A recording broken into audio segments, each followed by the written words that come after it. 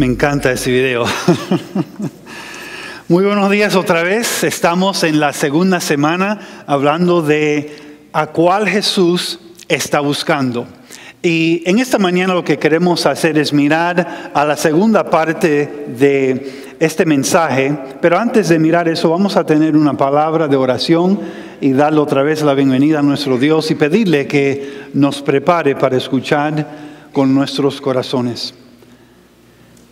Señor, tú eres tan bueno. Gracias, Padre, por el privilegio de estar aquí en tu casa, oh Dios, en la presencia de hermanos y hermanas. Y, Señor, por poder tomar este tiempo y escuchar y adorar y participar, Señor, en algo que es tan importante. Señor, gracias porque en esta temporada, Señor, vemos mucho en las tiendas que indica, Señor, que el enfoque está cambiando. Pero sabemos, Señor, el gran propósito de esta Navidad, que Cristo vino para estar con nosotros, Dios con nosotros.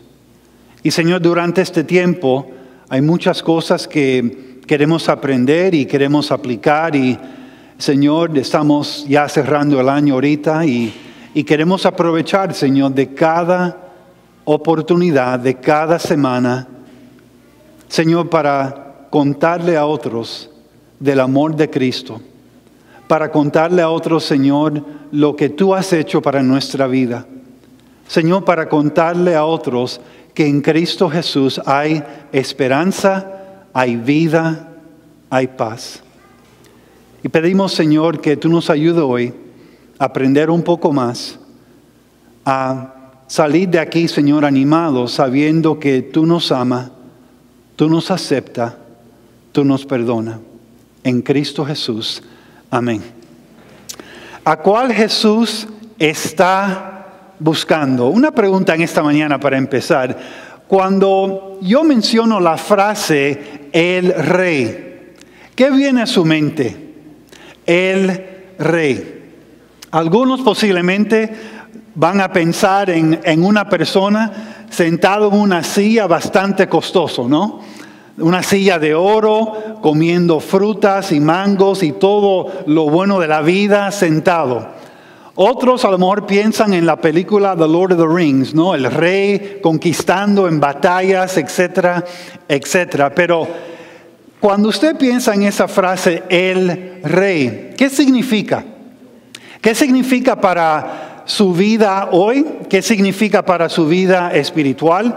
¿Qué significa durante este tiempo la Navidad? Bueno, en esta mañana lo que queremos hacer es regresar a una historia, básicamente una etapa en la historia de la Biblia donde habían unos reyes para darnos básicamente una base para poder explicar lo que queremos decir en esta mañana. Y vamos a regresar al rey Salomón. Al rey Salomón. Y durante su tiempo como rey de Israel, la Biblia dice que era una etapa del Reino Unido. Salomón era hijo ¿de quién?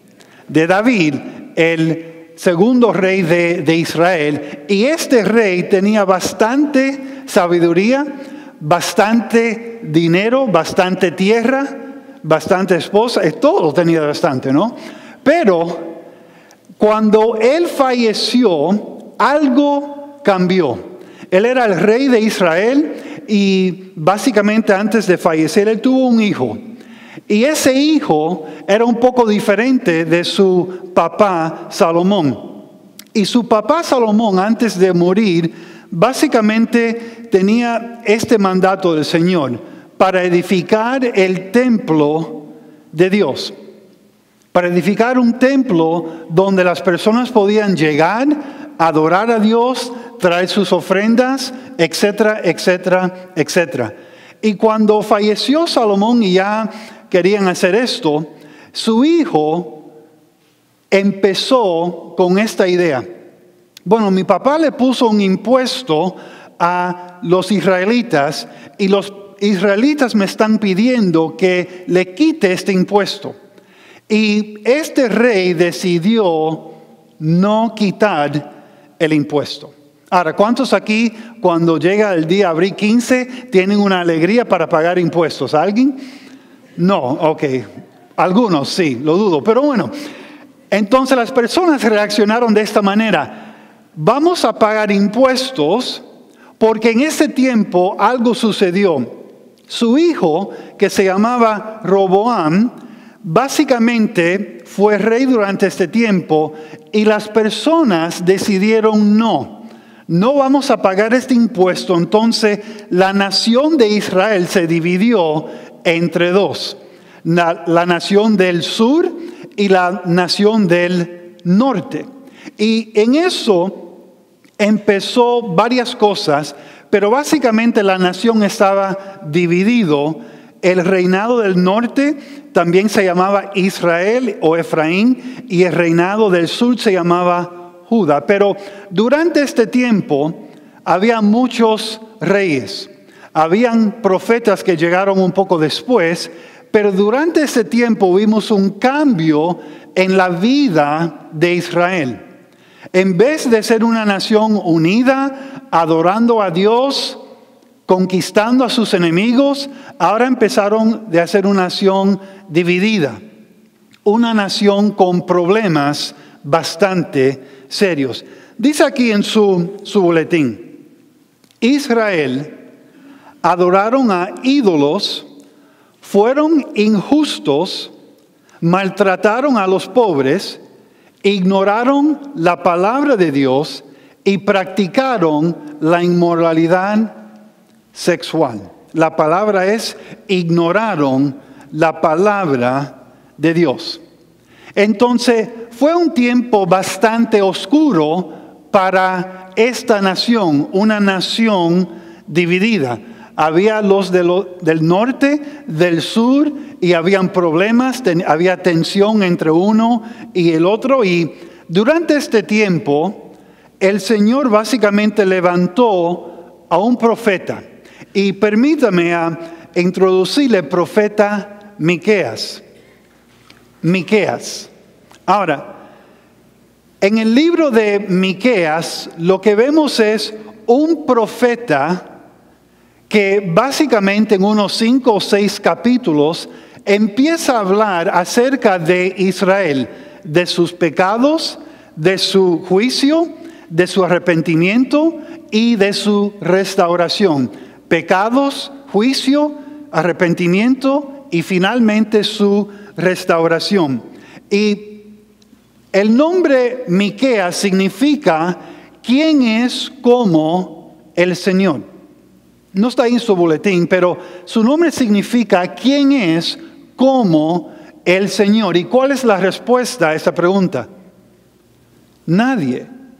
Nadie es como el Señor.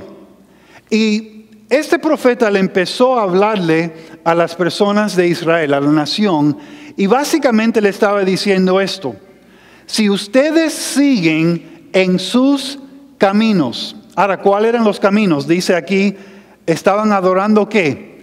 A ídolos, fueron injustos, maltrataron a los pobres, ignoraron la palabra de Dios y practicaron la inmoralidad sexual.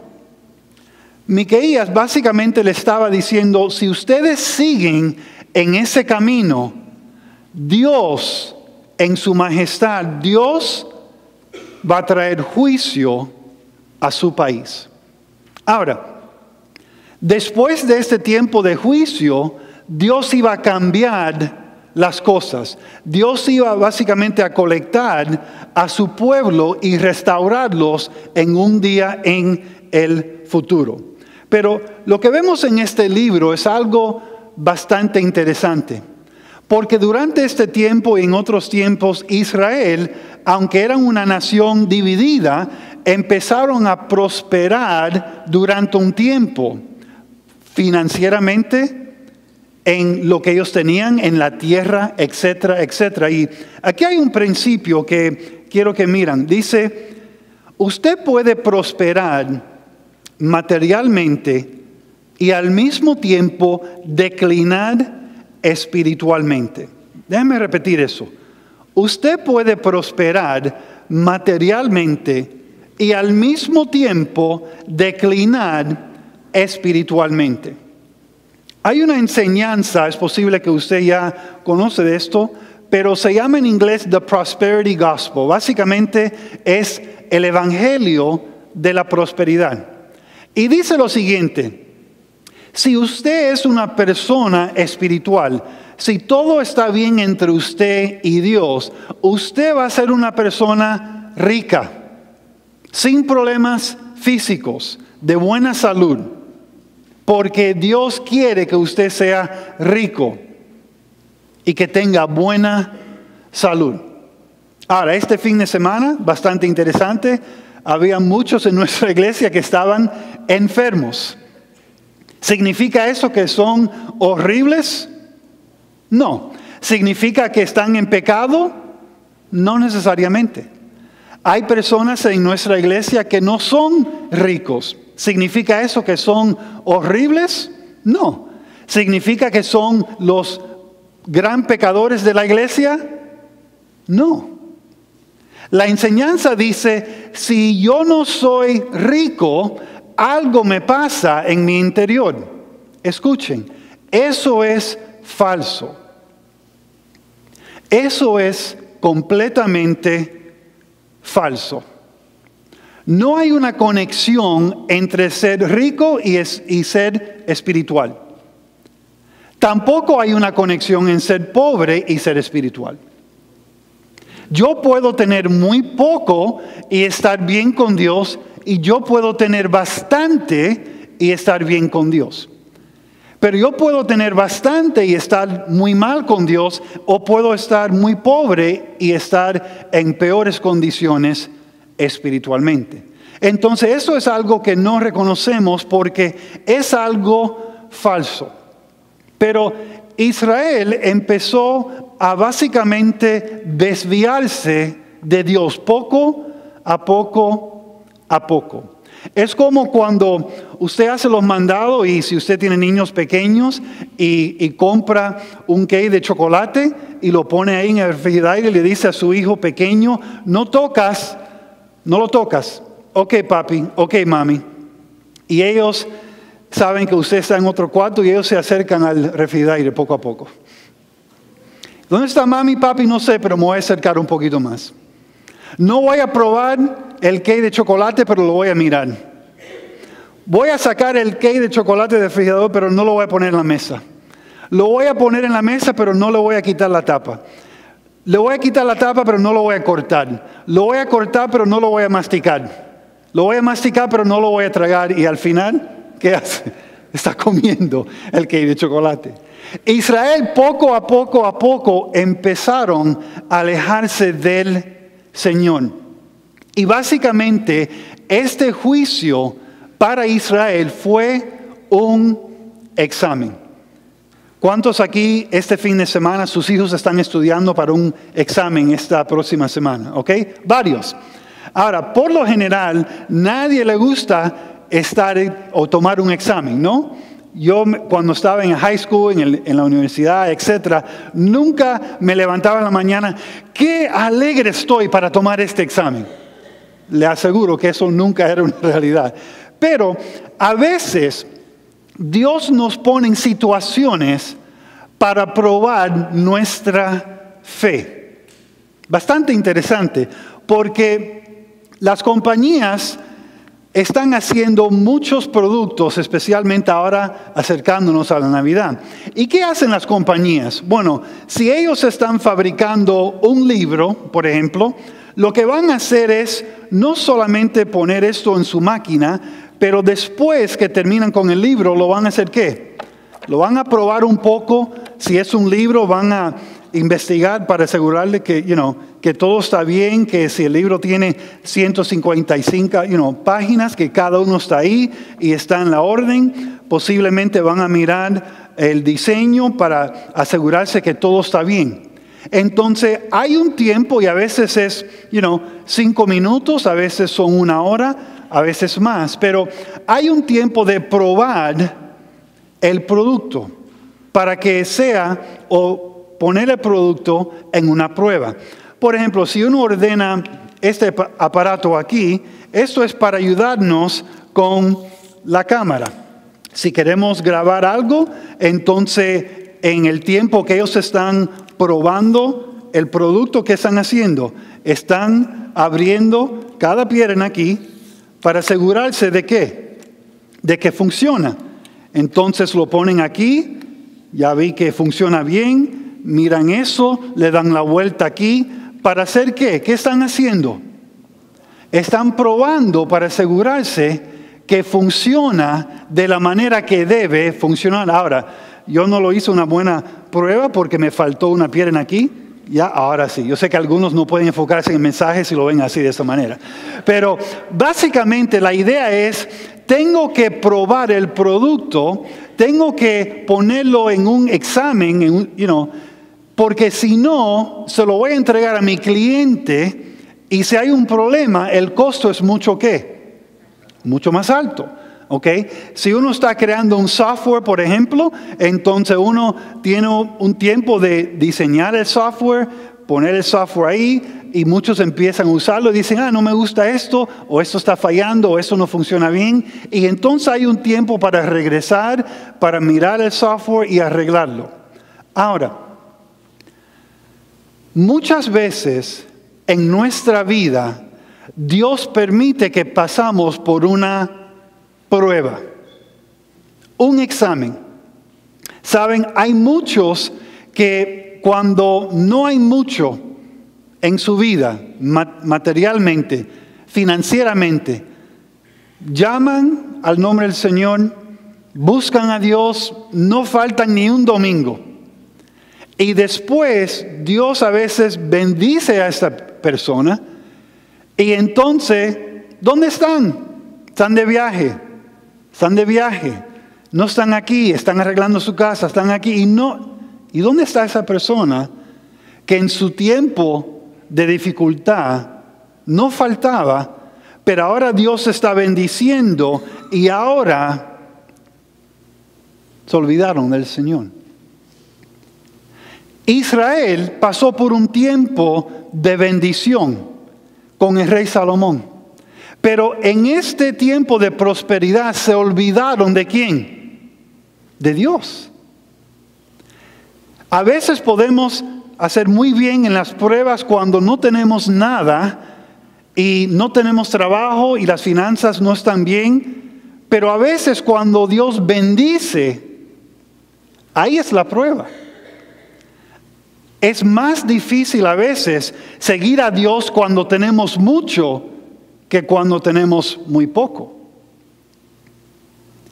A veces es más difícil para algunas personas a seguir a Dios cuando el banco está contento con su cheque que cuando el banco no le abría una cuenta porque no había suficiente para abrirlo. Israel pasó por un tiempo de riquezas y con esa idea maltrataron a las personas.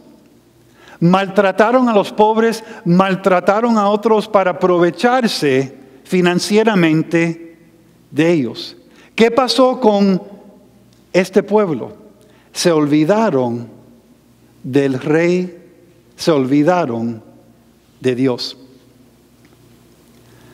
Aquí en la próxima, en la pantalla, esto es una reflexión en el año 2013 de los países que han prosperado más en el mundo. Ahora, una pregunta. ¿Cuál país ahí usted piensa que ha prosperado mucho? ¿Qué estamos viviendo? Estados Unidos. Verde significa en esto prosperidad. Y hay otros países, pero obviamente nosotros somos uno de los mayores. En el próximo enseña que aunque hay una diferencia en los que están bastante ricos y bastante pobres en nuestro país, en el otro, enseña que desde el año 1920, en el próximo, Sergio, hasta el año 2010, hay más millonarios en nuestro país y cada año está aumentando. Cada año está aumentando. Ahora, ¿Qué significa esto? La pregunta es, en los últimos 5 a 10 años atrás, ¿nuestro país espiritualmente está creciendo? ¿Está acercándose más a Dios? ¿O está dando un gran paso en la otra dirección? La prosperidad no significa espiritualidad. No lo significa. Entonces, lo que le estoy diciendo esta mañana es esto. Tengan cuidado cuando Dios decide bendecirle. Porque eso a veces es el principio de una prueba para ver si usted va a bendecir a Dios o se va a quedar con todo. Si Dios lo está bendiciendo, es para que usted pueda bendecir a otros. No para quedarse con todo, pero va a bendecir a los demás. Aquí en su boletín, Miqueas, en este tiempo de oscuridad, en este tiempo de juicio, escuchen las palabras a Israel. Él dice esto: tú, Belén Efrata, eres pequeña para estar entre las familias de Judá, pero de ti me saldrá el que será Señor en Israel. Sus orígenes se remontan al principio mismo, a los días de la eternidad. El Señor los entregará hasta el momento en que dé a luz la que ahora está encinta y el resto de sus hermanos vuelva con los hijos de Israel. Está hablando del futuro. Se levantará para guiarlos, hablando del Mesías, con el poder del Señor, con la grandeza del nombre del Señor su Dios. Y ellos vivirán tranquilos, porque Él será engrandecido hasta los confines de la tierra. Y Él será nuestra ¿qué? Nuestra paz. Ellos no tenían paz. ¿Por qué? Porque ellos se alejaron de Dios. Ellos estaban buscando el dinero, estaban buscando tierra, estaban buscando ídolos falsos, pero no tenían paz. Esta Navidad, si a usted le regalan el regalo más costoso en este mundo, ese regalo no le puede traer paz. Ese anillo no le puede traer paz. Ese carro no le puede traer paz. Esa casa no le puede traer paz. ¿Quién es nuestra paz? Jesús. Ahora, permítame presentarles al segundo, Isaías. El segundo profeta, Isaías. El nombre Isaías significa la salvación es del Señor. No está en su boletín, pero significa la salvación es del Señor. Dígale a su vecino en esta mañana, la salvación es del Señor. Viene del Señor.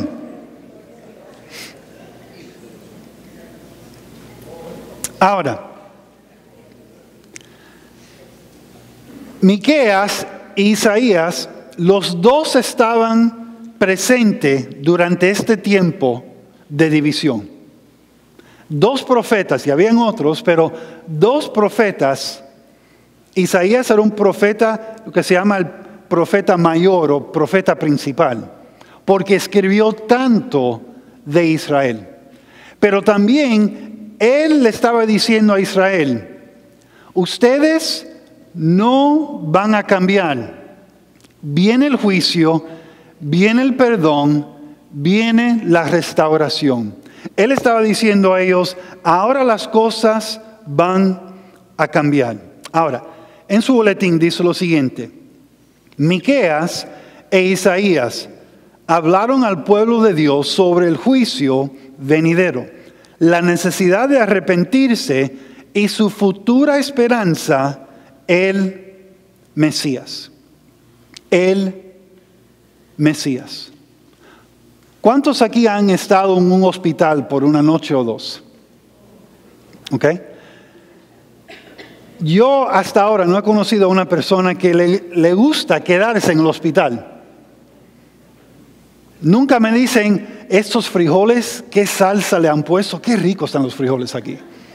Nadie me dice eso. Este juguito de manzana, qué rico, tan puro. Este key lime pie, qué rico. No, nadie dice eso. No es un lugar que alguien quiere ir y quedarse por mucho tiempo. Pero lo más triste en un hospital es cuando una persona, hombre o mujer, están ahí sin esperanza. Sin esperanza. Y yo he estado con personas ahí al lado de su cama con mucha esperanza y sin esperanza. ¿Hay una diferencia entre uno y el otro? Bastante. Bastante. Israel estaban en un tiempo oscuro. Estaban en un tiempo de básicamente desobediencia. Pero Miqueas, Isaías le daban ¿qué? Esperanza. Esta Navidad, usted y yo conocemos a personas que no tienen esperanza. Conocemos a personas que dicen, ay, sí, ya viene la Navidad, qué bueno.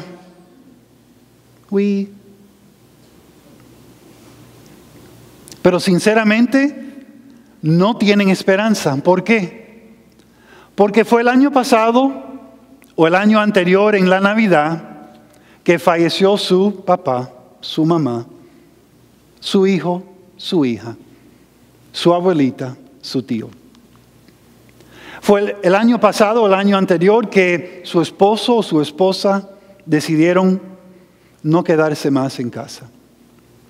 Fue el año pasado o el anterior que su hijo decidió tomar una mala decisión. Fue el año pasado o el anterior que perdieron su trabajo y lo afectó bastante. Entonces llega esta temporada y no tienen mucha esperanza. No están animados ni salen a comprar un arbolito o un regalo. Dicen, ¿para qué? Es otro día. No es algo tan especial. Isaías dice, aquí en su boletín, pues ahora el Señor mismo le dará una señal. La joven concebirá y dará a luz un ¿qué? Un hijo. Y le pondrá por nombre Emmanuel, que significa que Dios con nosotros. Yo sé que ustedes no tienen esperanza ahora. Yo sé que ustedes han desobedecido a Dios, le está diciendo Isaías. Pero un día vendrá un varón, un hijo. Y básicamente este hijo lo van a llamar Dios con nosotros. Dios está aquí, Dios está presente. Dios planeó, dice, un sustituto para su juicio, perdonar sus pecados y entregarle una esperanza viva para su futuro. Esto fue parte del plan de Dios. Esto fue parte de su gran plan para rescatar a la humanidad. No tenían esperanza. En el tiempo fueron llevados o entregados a sus enemigos. Estaban sin esperanza, sin tierra, algunos sin familia. Isaías y Miqueas le ofreció ¿qué? Esperanza. Este año es posible que usted no le pueda comprar muchos regalos para sus familiares, para sus vecinos, para sus amigos. Pero lo que usted le puede dar este año es la esperanza de Cristo Jesús. Es la esperanza que el Rey vino para morir, para derramar su sangre en la cruz, porque la condición espiritual de la humanidad no tenía ¿qué? Esperanza. Y cuando Cristo vino y falleció y murió en esa cruz y derramó su sangre, en el tercer día resucitó de los muertos. Cuando una persona cree en eso, cree en Él, cuando la esperanza viva ahora es su esperanza, ese regalo no tiene precio. Ese regalo no tiene precio. En el libro de Isaías 9:6, él dice, porque un niño nos ha nacido, un juicio nos ha sido concedido. Sobre sus hombros llevará el principado, y su nombre será Consejero Admirable, Dios fuerte, Padre eterno y Príncipe de paz. Esta mañana, otra vez una enseñanza que estamos prosperando como país, me llegó este paquete. Ahora, es bastante interesante porque cuando yo trabajaba para una empresa, trabajamos lunes a viernes y a veces en la temporada el sábado. Pero ahora hay tantos paquetes, tantas entregas que se tienen que hacer que están trabajando el domingo. Y cuando Isaías estaba hablando de este hijo, él estaba hablando de alguien que pudiera hacer una conexión entre el hombre y ¿quién? Y Dios. Él estaba diciendo, mira, cuando él dice príncipe de paz, él está diciendo que el Padre y la persona aquí en la tierra ahora tienen una conexión en este rey que puede relacionarse a lo divino y a lo humano. Este rey hace una conexión que nadie puede hacer o pudiera hacer. Esta invitación es algo bastante sencillo. Es muy bonito, es muy práctico. Lo puedo poner aquí en mi bolsillo. Pero esto puede ser el primer paso en alguien en su familia, alguien en su trabajo, llegar a conocer a Cristo. Si las empresas están trabajando 7 días a la semana para entregar su paquete, ¿no es importante trabajar e invitar a otros diariamente al gran regalo de toda la eternidad? Vale la pena hacer el esfuerzo. Finalmente dice aquí, permítale presentarles a Jesús. A Jesús. En su boletín dice lo siguiente, Jesús vino a gobernar. Dígale a su vecino en esta mañana para asegurarle que están despiertos. Jesús vino a gobernar. Si están dormidos, agárralo, ¿ok? Ahora, Marcelo, usted siempre piensa que están dormidos. Bueno, yo puedo ver mucho de aquí. Pero piensa en esta idea. Jesús vino para gobernar. ¿El rey Salomón estaba gobernando, sí o no? Sí. Era el rey de Israel, básicamente le dio el poder a su hijo y él, después de no cambiar los impuestos, dividieron el país. Básicamente las tribus se dividieron y otros reyes se levantaron después y las personas empezaron a hacer cosas bastante malas, etcétera, etcétera. Pero la idea era esto. No importaba quién estaba sentado en el reino, Dios todavía era el ¿qué? El Rey de los reyes. Ahora, dice, Jesús vino a gobernar. Si desea que Jesús transforme su vida, primero tiene que darle permiso para gobernar su corazón. Aquí es donde vamos a sacar las llaves del carro y dejarlo en parqueo un momentico.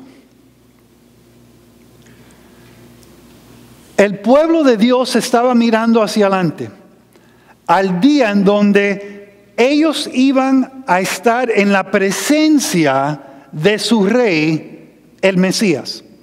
Estaban mirando al día donde ellos se pudieran acercar a él, escuchar su voz, adorarlo en persona, escuchar sus leyes, hacer su voluntad, etcétera, etcétera, etcétera. Estaban esperando, pero no llegó.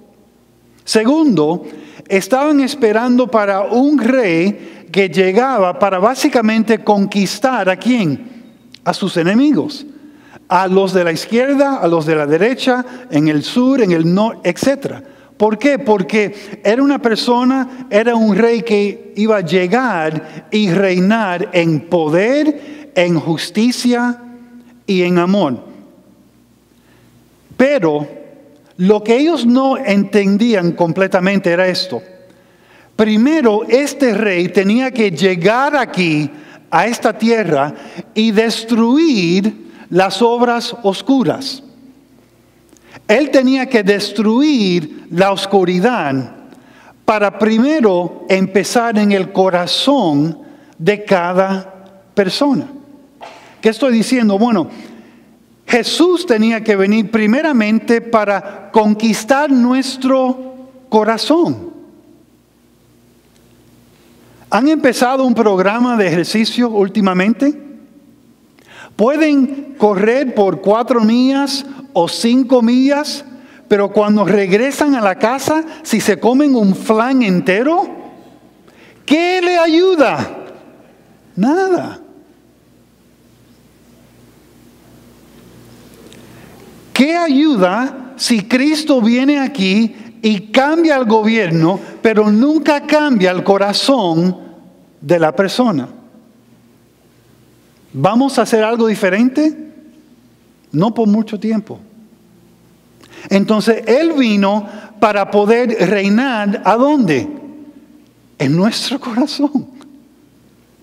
Y el problema que tenía Israel era que ellos querían hacer lo que ellos querían hacer, no todos, pero la mayoría. Y lo que ellos olvidaron era esto: no importa quién es el presidente, quién es el rey, quién es el gobernador, el que reina es Dios. La persona que yo tengo que someter mi vida es a Dios. Lo que Él dice es lo que me debe importar. Lo que Él dice es lo que debe mandar en mi vida.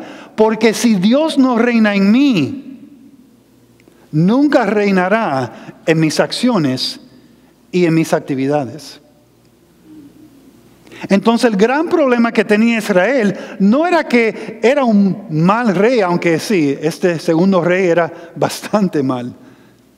Pero el problema que ellos tenían era que Dios no estaba gobernando su corazón. Y aquí está la pregunta de aplicación hoy. En esta mañana, ¿Dios está gobernando su corazón? Marcel, vengo a la iglesia cada domingo. Qué bueno. Marcel, diezmo fielmente. Qué bueno. Marcel, comparto con otros acerca del Señor. Qué bueno. Pero Dios está gobernando en su corazón. ¿O eso es solamente una actividad externa que viene de un corazón vacío?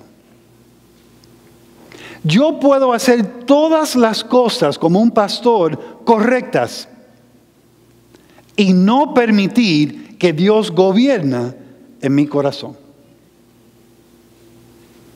Eso me da miedo. Porque yo puedo hablar, yo puedo predicar, yo puedo hacer todo lo que tengo que hacer y engañarme a mí mismo y no permitir que Dios gobierne en mi corazón. A veces ha pensado por qué Él está comprando el regalo para esa persona en su trabajo, para esa persona en su familia. A veces hacemos las cosas con motivos que no honran a Dios. Pero la pregunta de esta mañana es esto: ¿Dios está gobernando su corazón? ¿Dios es rey en su vida? O, bueno, si la ley me dice que puedo hacer esto, lo voy a hacer.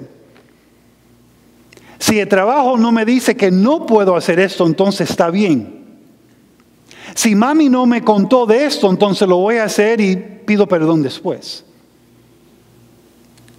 La pregunta es si Dios está gobernando o no.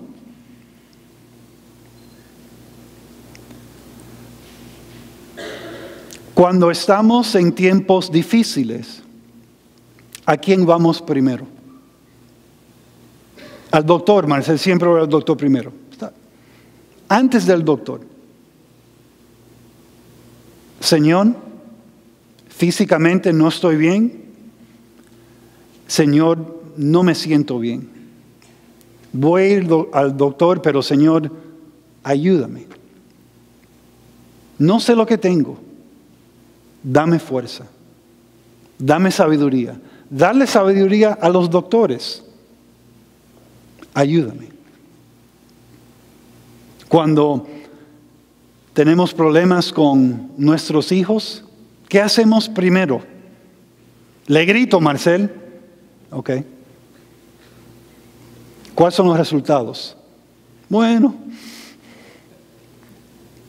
Señor, no sé lo que debo hacer con mi hijo, con mi hija. Señor, no entiendo este cambio en su carácter. Señor, dame sabiduría. Ayúdame a controlar mi boca. No quiero decirle esto otra vez. En el trabajo, cuando está con ese empleado o ese gerente o ese vendedor que no están haciendo las cosas bien, Señor, ayúdame a reaccionar bien. Ayúdame a demostrar el fruto de tu espíritu, no el fruto de mi carne. Señor, ayúdame a responder con gracia y con amor, no con la ley que no hay manera de ajustar. Ayúdame, Señor. Colosenses 3:15, lo tienen aquí en su boletín. Dice que en el corazón de ustedes gobierne la ¿qué? La paz de Cristo, a cual fueron llamados en un solo cuerpo, y sean agradecidos. Estaba hablando con una persona esta semana que alguien en su familia, ellos fallecieron hace un tiempo atrás, y yo estaba, cuando ella me llamó era bien tarde, yo estaba bien cansado. Si me llaman después de las 10, a veces me levanto temprano, entonces a las 10 ya estoy como soñando casi. Pero ella me llamó y dijo, ok, Marcel, despiértate, levántate, camina un poco, tienes que estar alerto. Y ella me dice, Marcel, ¿qué puedo hacer si extraño esta persona tanto y me duele tanto cuando pienso en él? Dice aquí, y sean agradecidos. Hay personas que han perdido a familiares, a buenos amigos. La próxima vez que usted piensa en esa persona, y seguramente usted va a empezar a llorar, pero antes de tomar ese paso, Dale gracias a Dios por conocerlos. Dale gracias a Dios por el tiempo que usted pasó con esa persona. 5 años, 50 años, 70 años. Marcel, ¿eso me va a quitar la tristeza? Yo no sé. Pero yo sé que si somos agradecidos, la paz de Dios puede fluir de nuestro corazón.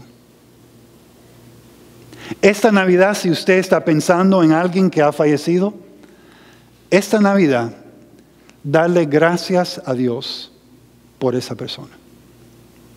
Señor, cada vez que usted trae a mi mente esas memorias, esos tiempos especiales que pasamos juntos, Señor, le voy a dar las gracias para ellos. Gracias, Señor. Dice que en el corazón de ustedes gobierne la paz de Cristo, a la cual fueron llamados en un solo cuerpo, y sean agradecidos. Cuando estudiamos la Biblia vemos que Miqueas básicamente fue un profeta por unos 35 años.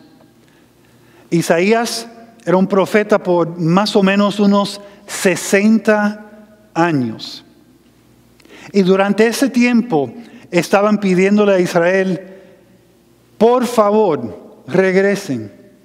Por favor, regresen al Señor. No, no, no.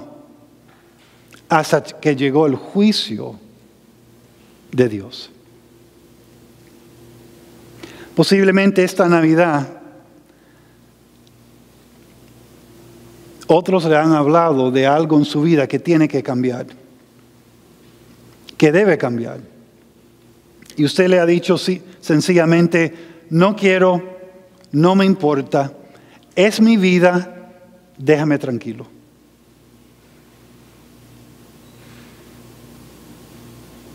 Muy triste. Dice el libro de Lucas, bueno, antes de ir ahí, dice, su esperanza es una persona. Marcel, ¿cuál es la esperanza de mi vida?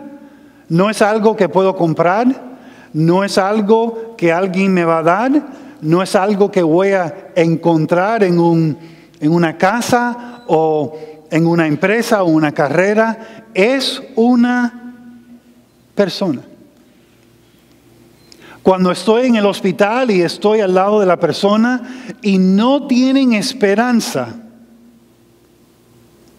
básicamente están diciendo, no hay nadie que me pueda ayudar. No hay nadie que está ahí. No hay nadie que me va a dar el próximo paso. No hay nadie que me va a ayudar en transicionar. No hay nada más, como creen muchas religiones, después de este mundo.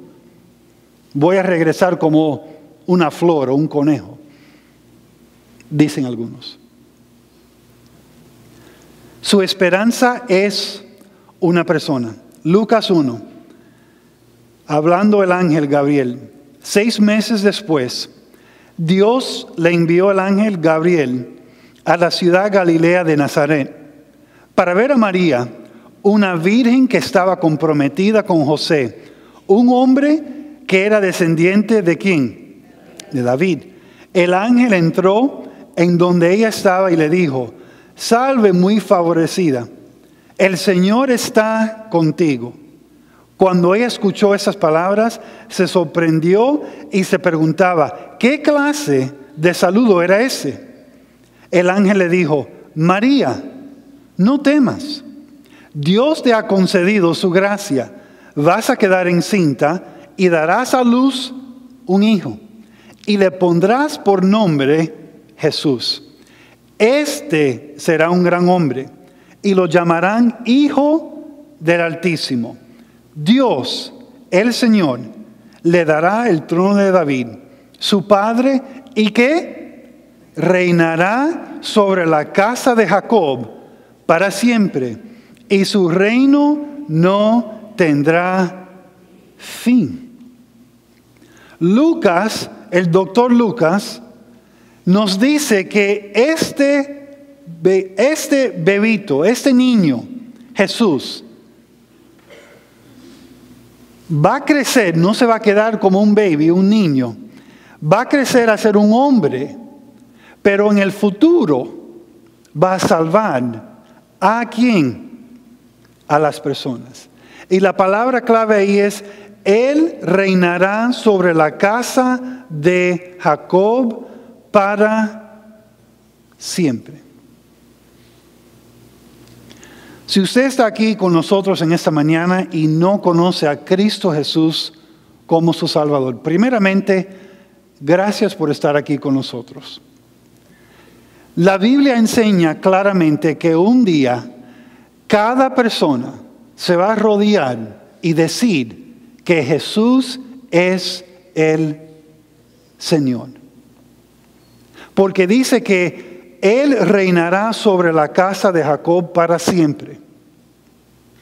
Jesús vino primeramente para salvarnos, para cambiar el corazón de oscuridad a un corazón puro, para rescatarnos de la oscuridad, para transformarlo a la luz. Pero la segunda vez, la segunda venida, Él vendrá con poder, con majestad, para conquistar sus enemigos. Y un día la Biblia dice que cada persona, hombre, mujer, cada raza, cada lugar del mundo, se va a presentar ante Dios. Y solamente hay un nombre que está por encima de cualquier otro nombre, y es el nombre de Jesús. Y en ese tiempo va a ser muy tarde para arrepentirse. En ese tiempo va a ser muy tarde para aceptar el regalo que Cristo ofrece. En ese tiempo es muy tarde para decir: Señor, perdóname por mis pecados. En ese tiempo solamente hay un juicio directo, final, eterno. Y en Juan 5:24 Jesús dice, con eso en mente: de cierto les digo, el que oye mi palabra y cree al que me envió, tiene ¿qué? Vida eterna, y no será condenado, sino que ha pasado de muerte a vida. No será condenado. ¿Qué significa eso? Que hay una condenación para las personas que no están en Cristo. Marcel, yo me bauticé como bebito en la iglesia. Está bien, yo también me bañaron y está bien con eso. Pero eso no significa entrada en el reino de Dios. Eso solamente significa que usted como yo tenemos una foto en un cuadro y eso es todo. Porque la única forma que podemos entrar en la vida eterna es llegar al punto en nuestra vida donde yo reconozco que soy pecador, y cuando fui un baby era muy temprano. Dios ahora dice, Él manda que cada persona reconozca a Cristo como Salvador. Si no, hay una sola solución: el juicio, la condenación. Su esperanza es una persona. Dice en su boletín: Jesús ofrece el perdón total, la restauración, la seguridad y una esperanza viva para su futuro. Pablo le escribió a su discípulo Timoteo aquí en su boletín: yo, Pablo, apóstol de Jesucristo, por mandato de Dios nuestro Salvador y del Señor Jesucristo, que es ¿qué? Nuestra esperanza. ¿Dónde está la esperanza? La esperanza está en una persona. La esperanza está en Cristo Jesús.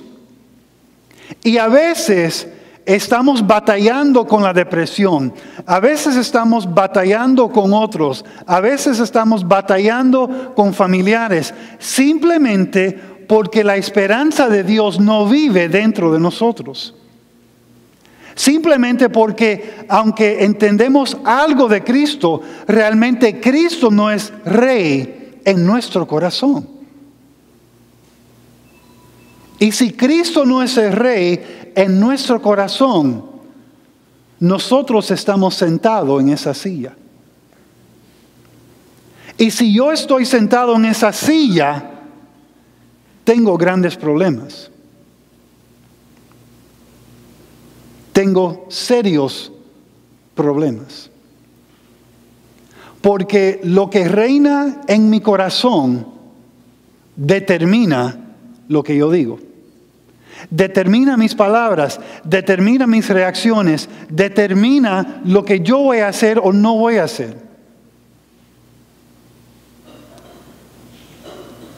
Pero cuando Cristo, nuestra esperanza, es Rey y gobierna nuestro corazón,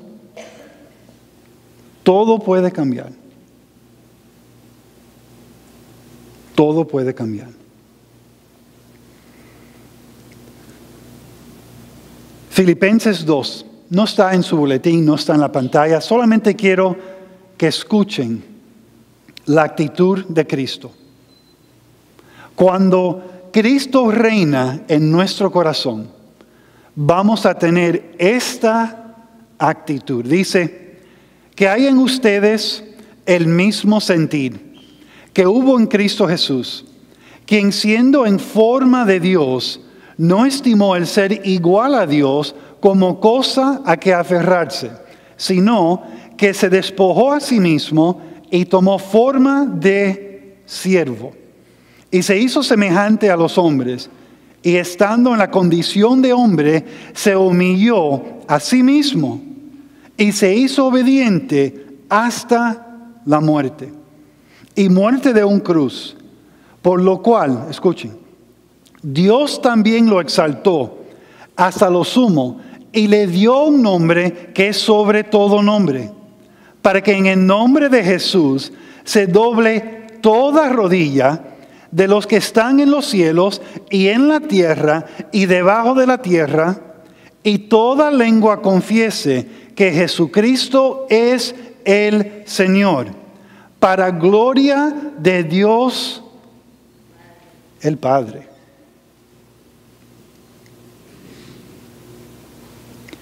Marcel, me siento a veces sin esperanza. Me duele tanto cuando pienso en estas personas, en esta situación, en esta pérdida que tuve. ¿Qué puedo hacer? Dice aquí, finalmente, nunca le faltará la esperanza cuando Jesús gobierna su corazón. Nunca le faltará la esperanza cuando Jesús gobierna su corazón. Muchas veces no es que necesito más y pueden llenar el vacío, lo que más es. Muchas veces es que necesito que Dios tenga más de mi vida, más de mí, y que yo tenga menos. Cuando Pablo dice que ya yo he sido crucificado con Cristo, ¿qué significa eso? Que ya mi vida en los ojos de Dios está muerta y Cristo vive en mí.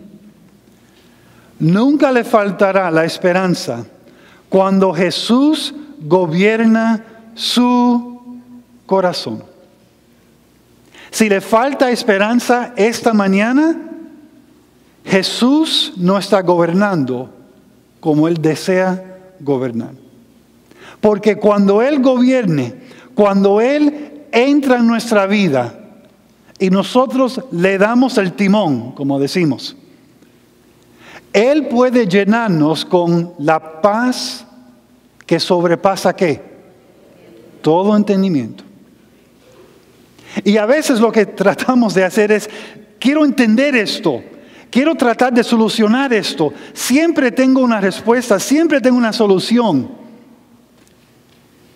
Y a veces Dios simplemente desea que usted le dé permiso para gobernar su corazón en una manera que Él lo puede cambiar desde adentro hacia afuera.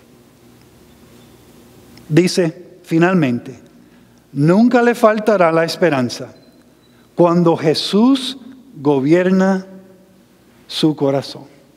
Amén. Amén. Vamos a orar.